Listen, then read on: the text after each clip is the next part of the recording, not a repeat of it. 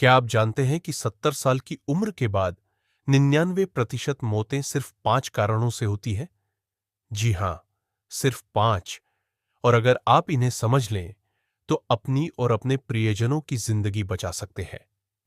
आज हम एक बहुत ही महत्वपूर्ण और गंभीर टॉपिक पर बात करने जा रहे हैं, जो आपके और आपके परिवार के स्वास्थ्य से सीधा जुड़ा है।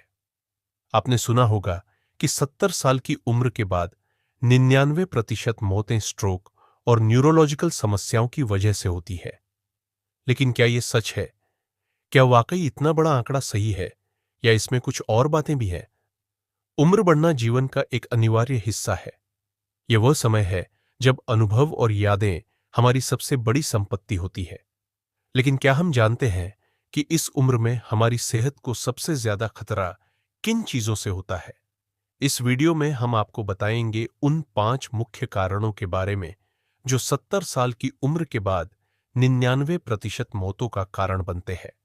और सबसे महत्वपूर्ण बात, हम आपको यह भी बताएंगे कि आप इनसे कैसे बच सकते हैं।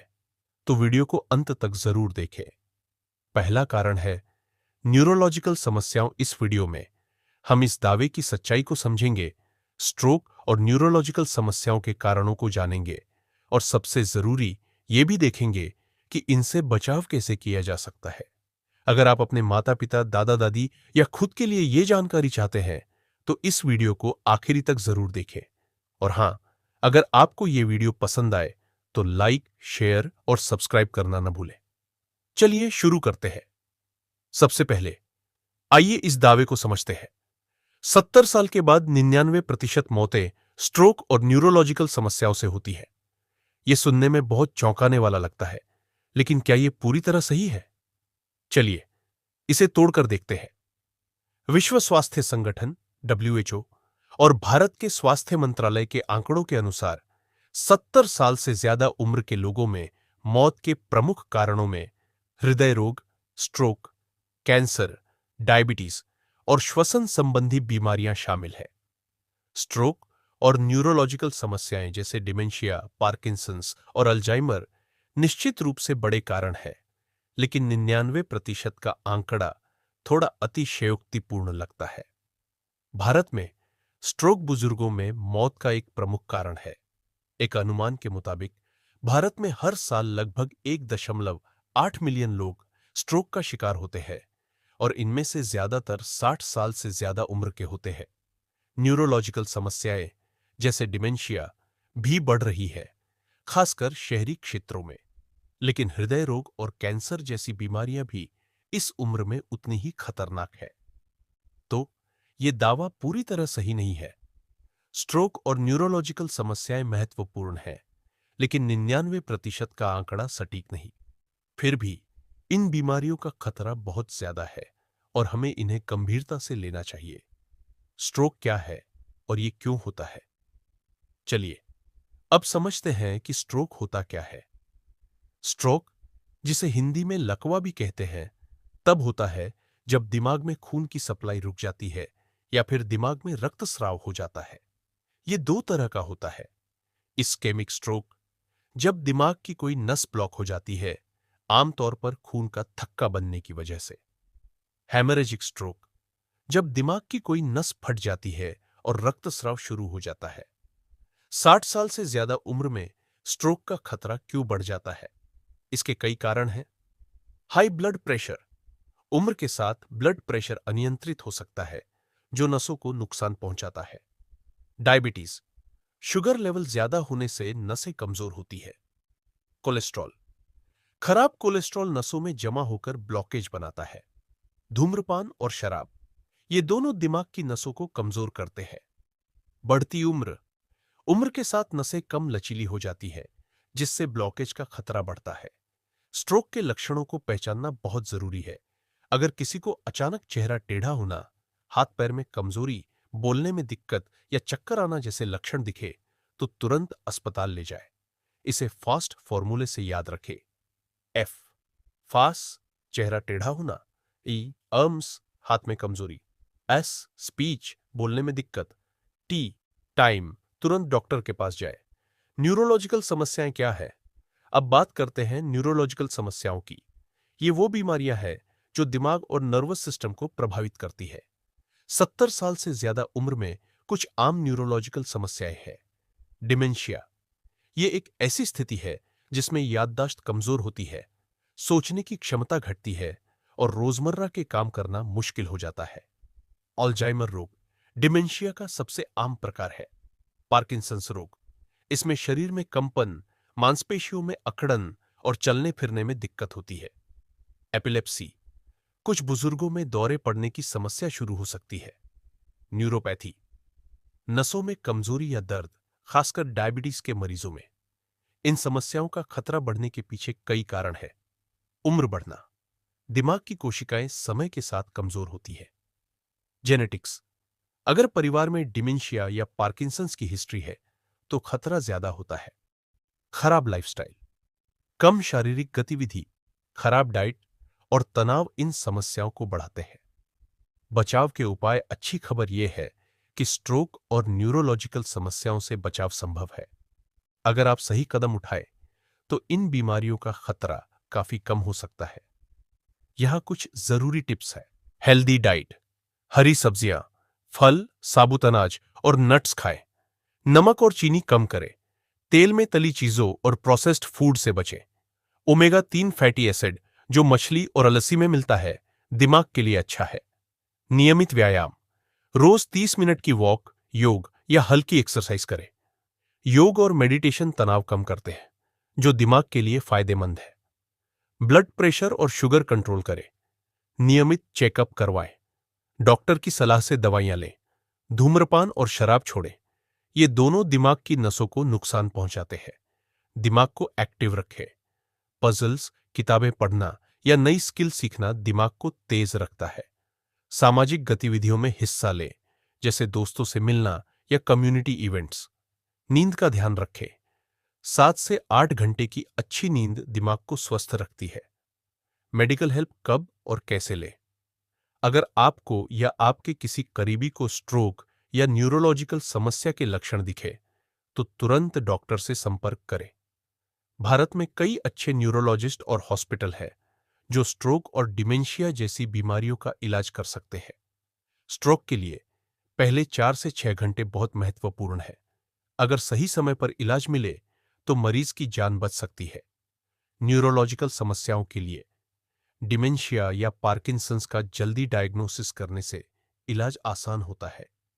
दोस्तों, 70 साल की उम्र के बाद स्ट्रोक और न्यूरोलॉजिकल समस्याएं एक बड़ा खतरा हो सकती है, लेकिन सही जानकारी और बचाव के तरीकों से आप अपने और अपने परिवार के स्वास्थ्य को सुरक्षित रख सकते हैं।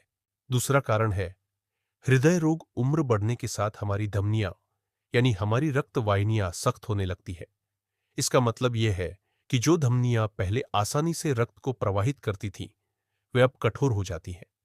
जब रक्तचाप बढ़ता है तो ये सख्त धमनियां इसे सहन नहीं कर पाती और हृदय पर दबाव बढ़ जाता है। साथ ही जैसे जैसे हम उम्र दराज होते हैं, शरीर की कोशिकाएं कमजोर हो जाती है और कई पुरानी बीमारियां जैसे मधुमेह, उच्च रक्तचाप और उच्च कोलेस्ट्रॉल हमें घेर लेती है। ये सारी बातें हृदय रोगों का खतरा बढ़ा देती है। लेकिन कौन से हृदय रोग सबसे ज्यादा घातक है? आइए इन्हें समझते हैं। Coronary artery disease, CAD. इसमें हृदय की धमनियां संकुचित हो जाती है, जिससे हृदय को पर्याप्त रक्त नहीं मिल पाता। Heart attack, myocardial infarction. जब हृदय को रक्त का प्रवाह पूरी तरह रुक जाता है तो हृदय की मांसपेशी को नुकसान पहुंचता है। हार्ट फेलियर, जब हृदय शरीर की जरूरत के अनुसार रक्त को पंप नहीं कर पाता। एरिथमिया, अरिथमिया, हृदय की धड़कन असामान्य हो जाती है, तेज या धीमी हो जाती है। वाल्वुलर डिजीज, वाल्वुलर डिजीज, हृदय के वाल्व में समस्या हो जाती है, जिससे रक्त प्रवाह बाधित होता है। अगर आप 70 साल से ऊपर हैं या आपके परिवार में कोई है तो इन लक्षणों को नजरअंदाज न करें। सीने में दर्द या दबाव, थकान जो बिना किसी मेहनत के भी महसूस हो, सांस लेने में कठिनाई, पैरों या टखनों में सूजन, अचानक चक्कर आना या बेहोशी। लेकिन घबराने की जरूरत नहीं है। सही जीवन शैली और सावधानियों से हम इसे रोक सकते हैं। नियमित व्यायाम, टहलना, हल्की कसरत या योग करना, संतुलित आहार, ज्यादा नमक, चीनी और तले हुए भोजन से बचे। तनाव कम करना, ध्यान और प्राणायाम का सहारा ले। नियमित स्वास्थ्य जांच, समय समय पर रक्तचाप, कोलेस्ट्रॉल और शुगर की जांच कराएं। तीसरा कारण है कैंसर। आपने सुना होगा कि 70 साल की उम्र के बाद 99% मौतें कैंसर की वजह से होती है। लेकिन क्या यह बात पूरी तरह सच है? क्या वाकई कैंसर इतना बड़ा खतरा है या इसमें कुछ और भी जानने लायक है? इस वीडियो में हम इस दावे की सच्चाई खंगालेंगे, कैंसर के कारणों, जोखिमों और सबसे जरूरी इसके बचाव के तरीकों को समझेंगे। अगर आप अपने माता पिता, दादा दादी या खुद के लिए ये जानकारी चाहते हैं तो इस वीडियो को आखिरी तक देखें। और हां, अगर आपको ये पसंद आए तो लाइक, शेयर और सब्सक्राइब जरूर करें। चलिए शुरू करते हैं। सबसे पहले आइए इस दावे को समझते हैं। 70 साल के बाद 99% मौतें कैंसर से होती है। यह सुनने में बहुत डरावना लगता है, लेकिन क्या यह आंकड़ा सही है? चलिए इसे गहराई से देखते हैं। विश्व स्वास्थ्य संगठन WHO और भारत के कैंसर रजिस्ट्री के आंकड़ों के मुताबिक 70 साल से ज्यादा उम्र के लोगों में मौत के प्रमुख कारणों में कैंसर, हृदय रोग, स्ट्रोक, डायबिटीज और श्वसन संबंधी बीमारियां शामिल है। कैंसर निश्चित रूप से एक बड़ा कारण है, लेकिन 99% का आंकड़ा अतिशयोक्तिपूर्ण है। भारत में कैंसर से होने वाली मौतों में से लगभग 50% मामले 60 साल से ज्यादा उम्र के लोगों में होते हैं। Breast cancer, lung cancer, prostate cancer और कोलोरेक्टल कैंसर इस उम्र में आम है, लेकिन हृदय रोग और स्ट्रोक भी उतने ही खतरनाक है। तो यह दावा पूरी तरह सही नहीं है। कैंसर एक बड़ा जोखिम है, लेकिन 99% का आंकड़ा गलत है। फिर भी हमें इसे गंभीरता से लेना चाहिए। कैंसर क्या है और यह क्यों होता है? चलिए अब समझते हैं कि कैंसर होता क्या है। कैंसर तब शुरू होता है जब शरीर की कोशिकाएं अनियंत्रित रूप से बढ़ने लगती है और आसपास के ऊतकों को नुकसान पहुंचाती है। यह किसी भी अंग में हो सकता है, जैसे फेफड़े, स्तन, प्रोस्टेट या आंत। 60 साल से ज्यादा उम्र में कैंसर का खतरा क्यों बढ़ जाता है? इसके कई कारण हैं। उम्र बढ़ना। उम्र के साथ शरीर की कोशिकाओं में DNA डैमेज जमा होता है, जिससे कैंसर का जोखिम बढ़ता है। कमजोर इम्यून सिस्टम। बुजुर्गों में रोग प्रतिरोधक क्षमता कम होती है, जो कैंसर सेल्स को रोकने में कम प्रभावी होती है। लाइफस्टाइल। धूम्रपान, शराब, खराब डाइट और शारीरिक निष्क्रियता कैंसर का खतरा बढ़ाते हैं। पर्यावरण। प्रदूषण, रसायनों या रेडिएशन के संपर्क में रहना भी एक कारण है। जेनेटिक्स। अगर परिवार में कैंसर की हिस्ट्री है तो जोखिम ज्यादा होता है। भारत में पुरुषों में लंग और प्रोस्टेट कैंसर और महिलाओं में ब्रेस्ट और सर्वाइकल कैंसर ज्यादा आम है। लेकिन अच्छी बात यह है कि अगर कैंसर को शुरुआती स्टेज में पकड़ लिया जाए तो इलाज संभव है। कैंसर के लक्षण और डायग्नोसिस। कैंसर के लक्षण हर प्रकार के कैंसर में अलग हो सकते हैं, लेकिन कुछ आम लक्षण हैं जिन्हें आपको नजरअंदाज नहीं करना चाहिए। बिना कारण वजन कम होना, लगातार थकान या कमजोरी, शरीर में गांठ या सूजन, लंबे समय तक खांसी या सांस लेने में दिक्कत, पेशाब या मल में खून आना, त्वचा पर असामान्य बदलाव जैसे मस्से या घाव जो ठीक न हो। 70 साल की उम्र में लोग अक्सर इन लक्षणों को बुढ़ापे का हिस्सा समझकर इग्नोर कर देते हैं, जो खतरनाक हो सकता है। अगर आपको या आपके किसी करीबी को ऐसे लक्षण दिखे तो तुरंत डॉक्टर से मिले। डायग्नोसिस के लिए डॉक्टर ये टेस्ट कर सकते हैं। बायोप्सी, टिश्यू सैंपल लेकर कैंसर सेल्स की जांच। इमेजिंग टेस्ट, जैसे सीटी स्कैन, MRI या मैमोग्राफी। ब्लड टेस्ट, कुछ कैंसर मार्कर्स का पता लगाने के लिए। भारत में कई सरकारी और प्राइवेट हॉस्पिटल्स में कैंसर स्क्रीनिंग की सुविधा है। अगर आप नियमित चेकअप करवाते हैं तो कैंसर को शुरुआती स्टेज में पकड़ा जा सकता है। कैंसर से बचाव के उपाय। अब सबसे जरूरी सवाल, कैंसर से बचाव कैसे करें? अच्छी खबर यह है कि सही लाइफस्टाइल और जागरूकता से कैंसर का खतरा काफी कम किया जा सकता है। यह कुछ जरूरी टिप्स है। हेल्दी डाइट, हरी सब्जियां, फल, साबुत अनाज और बीन्स खाएं। प्रोसेस्ड फूड, रेड मीट और ज्यादा तेल वाली चीजें कम करें। एंटीऑक्सीडेंट से भरपूर चीजें जैसे बेरीज और पालक कैंसर सेल्स को रोकने में मदद करती है। धूम्रपान और शराब छोड़े। धूम्रपान लंग, मुंह और गले के कैंसर का सबसे बड़ा कारण है। शराब की मात्रा सीमित करें या पूरी तरह बंद करें। नियमित व्यायाम। रोज 30 मिनट की वॉक, योग या हल्की एक्सरसाइज करें। व्यायाम इम्यून सिस्टम को मजबूत करता है और वजन को कंट्रोल रखता है, जो कैंसर के जोखिम को कम करता है। स्क्रीनिंग और चेकअप। महिलाओं को नियमित मैमोग्राफी और पेप स्मीयर टेस्ट करवाने चाहिए। पुरुषों को प्रोस्टेट स्क्रीनिंग पर ध्यान देना चाहिए। 50 साल के बाद कोलोनोस्कोपी जैसे टेस्ट भी जरूरी है। तनाव कम करें। मेडिटेशन, योग और परिवार के साथ समय बिताना तनाव को कम करता है, सिस्टम को कमजोर करता है, जिससे कैंसर का खतरा बढ़ सकता है। Vaccination. HPV vaccine cervical cancer से बचाव करती है। Hepatitis B vaccine liver cancer के जोखिम को कम करती है। इलाज और सपोर्ट। अगर कैंसर डायग्नोज हो जाए तो घबराए नहीं। आज के समय में कैंसर का इलाज पहले से कहीं बेहतर है। भारत में कई अच्छे कैंसर हॉस्पिटल्स जैसे टाटा मेमोरियल हॉस्पिटल मुंबई और एआईएम्स दिल्ली है। इलाज के मुख्य तरीके हैं: सर्जरी, ट्यूमर को हटाने के लिए; कीमोथेरेपी, कैंसर सेल्स को मारने के लिए दवाइयां; रेडिएशन थेरेपी, कैंसर सेल्स को नष्ट करने के लिए रेडिएशन; इम्यूनोथेरेपी, शरीर की रोग प्रतिरोधक क्षमता को बढ़ाने के लिए। इसके अलावा कैंसर मरीजों और उनके परिवार को भावनात्मक और मानसिक सपोर्ट की जरूरत होती है। कई एनजीओ और सपोर्ट ग्रुप्स जैसे कैंसर पेशेंट्स एड एसोसिएशन मरीजों की मदद करते हैं। चौथा कारण है श्वसन तंत्र के रोग। क्या आप जानते हैं कि 70 साल की उम्र के बाद 99% मौतें श्वसन तंत्र के रोगों के कारण होती है? जी हां, यह आंकड़ा चौंकाने वाला है, लेकिन इसे समझना और इससे बचाव करना और भी जरूरी है। आज के इस वीडियो में हम बात करेंगे कि श्वसन तंत्र के रोग क्या है, ये क्यों इतने खतरनाक है और सबसे जरूरी, इनसे कैसे बचा जा सकता है। अगर आप अपने परिवार में बुजुर्गों की देखभाल करते हैं या खुद इस उम्र की ओर बढ़ रहे हैं, तो यह वीडियो आपके लिए है। तो चलिए शुरू करते हैं। और हां, वीडियो को लाइक और सब्सक्राइब करना ना भूलें। श्वसन तंत्र के रोग क्या है? सबसे पहले आइए समझते हैं कि श्वसन तंत्र के रोग क्या है। श्वसन तंत्र यानी हमारा वह सिस्टम जो सांस लेने में मदद करता है।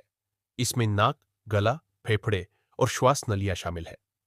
जब इस सिस्टम में कोई गड़बड़ी होती है तो उसे श्वसन तंत्र का रोग कहते हैं। बुजुर्गों में ये रोग ज्यादा खतरनाक हो जाते हैं क्योंकि उनकी रोग प्रतिरोधक क्षमता कमजोर हो जाती है। कुछ प्रमुख श्वसन रोग है: COPD, chronic obstructive pulmonary disease.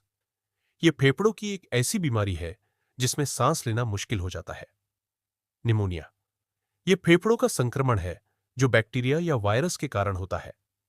Asthma, ये सांस की नलियों में सूजन के कारण होता है। का कैंसर, यह सबसे गंभीर स्थिति है जो धूम्रपान या प्रदूषण से जुड़ा हो सकता है। इन बीमारियों का खतरा 70 साल से ऊपर के लोगों में इसलिए बढ़ जाता है क्योंकि उम्र के साथ फेफड़े कमजोर होते हैं और शरीर इन्फेक्शन से लड़ने में उतना सक्षम नहीं रहता। लेकिन चिंता न करें, आगे हम बताएंगे कि इनसे कैसे बचा जा सकता है। ये रोग इतने घातक क्यों है? अब सवाल यह है कि ये श्वसन तंत्र के रोग इतने खतरनाक क्यों है, खासकर बुजुर्गों के लिए? इसका जवाब है उम्र और शरीर की कमजोर होती स्थिति। जैसे जैसे हमारी उम्र बढ़ती है, हमारे फेफड़ों की क्षमता कम होती जाती है। सांस लेने छोड़ने की प्रक्रिया धीमी पड़ती है और फेफड़े इन्फेक्शन या प्रदूषण का सामना करने में कमजोर हो जाते हैं। दूसरा बड़ा कारण है हमारा पर्यावरण। आजकल वायु प्रदूषण, धूल और धुएं का स्तर इतना ज्यादा है कि यह सीधे हमारे फेफड़ों को नुकसान पहुंचाता है। अगर कोई व्यक्ति पहले से धूम्रपान करता हो या लंबे समय तक प्रदूषित इलाके में रहा हो तो खतरा और बढ़ जाता है। तीसरा, बुजुर्गों में दूसरी बीमारियां जैसे डायबिटीज, हृदय रोग या कमजोर इम्यून सिस्टम इन श्वसन रोगों को और गंभीर बना देते हैं। उदाहरण के लिए, अगर किसी को निमोनिया हो जाए तो यह जल्दी ही पूरे शरीर को प्रभावित कर सकता है। और सबसे जरूरी बात, इन बीमारियों के लक्षण शुरू में हल्के लगते हैं, जैसे खांसी, सांस में तकलीफ या थकान। लेकिन इन्हें नजरअंदाज करने से हालत गंभीर हो सकती है, इसलिए समय पर इलाज और जागरूकता बहुत जरूरी है। लक्षण क्या है? अब बात करते हैं इन बीमारियों के लक्षणों की, ताकि आप इन्हें समय पर पहचान सकें। श्वसन तंत्र के रोगों के कुछ सामान्य लक्षण हैं।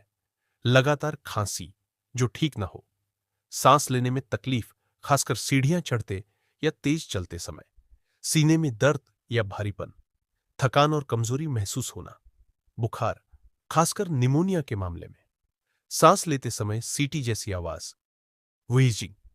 अगर आपके घर में कोई बुजुर्ग इन लक्षणों से जूझ रहा है, तो इसे हल्के में न लें। कई बार लोग इसे बुढ़ापे की तकलीफ समझकर नजरअंदाज कर देते हैं, जो खतरनाक हो सकता है। अगर ये लक्षण 2 से 3 दिन से ज्यादा रहे, तो तुरंत डॉक्टर से संपर्क करें। बचाव और रोकथाम के उपाय। अच्छी खबर यह है कि श्वसन तंत्र के रोगों से बचा जा सकता है, अगर हम कुछ सावधानियां बरतें। आइए कुछ आसान और प्रभावी उपाय जानते हैं। धूम्रपान से बचें।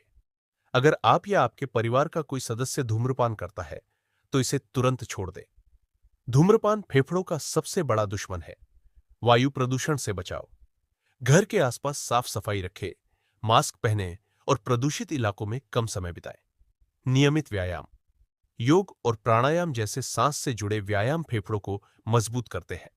स्वस्थ आहार, हरी सब्जियां, फल और प्रोटीन से भरपूर भोजन इम्यून सिस्टम को मजबूत करता है।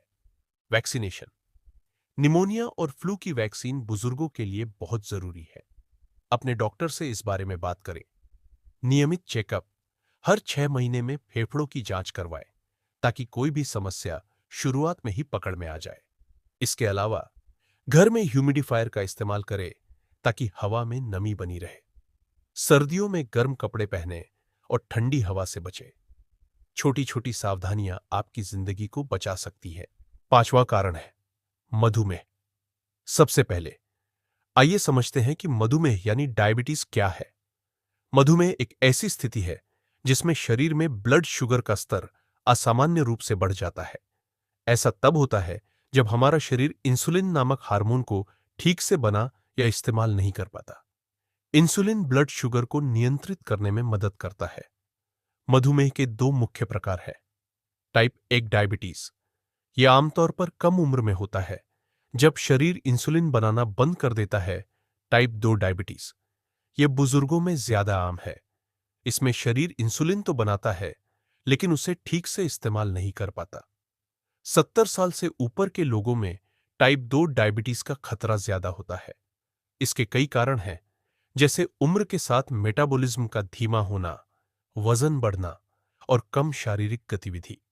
अगर इसे नियंत्रित न किया जाए, तो यह गंभीर जटिलताओं का कारण बन सकता है। लेकिन चिंता न करें, हम आगे बताएंगे कि इसे कैसे मैनेज किया जा सकता है। मधुमेह बुजुर्गों के लिए इतना खतरनाक क्यों है? अब सवाल उठता है कि मधुमेह 70 साल से ऊपर के लोगों के लिए इतना खतरनाक क्यों है? इसका जवाब है उम्र और शरीर की कमजोर होती स्थिति।